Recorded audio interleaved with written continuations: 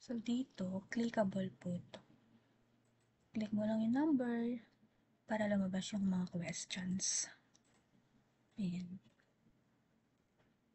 And then, dito naman, dito sa next slide, click mo tong motivation na to para mapunta siya dito. Kasi tapos na silang mag-arrange nung puzzle pieces. Ayan yung kanila mabubuo. Kung sila yung nakabunot dyan, sila yung dapat ma-identify nila yung feature na yan. Kung anong conflict yung nangyayari. So, this is the answer. Character versus character, and then character versus nature, and yung character versus society. Then, after nun, click mo lang tong arrow na to sa baba, yung may back, para mag-proceed siya dito ulit, or bumalik siya dito.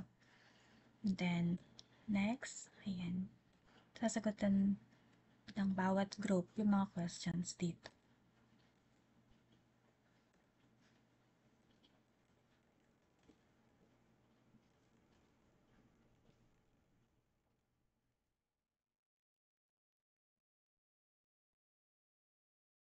Dito naman, dito sa activity, ayan, after reading the directions, ipapakita mo yung mga numbers dito.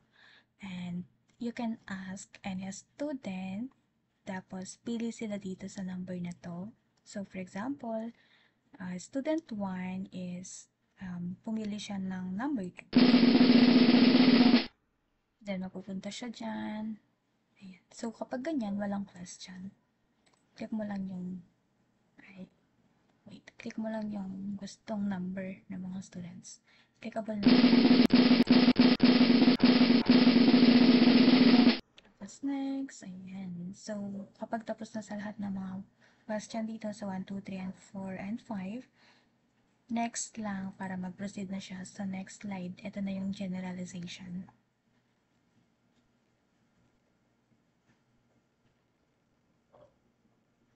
Ayan.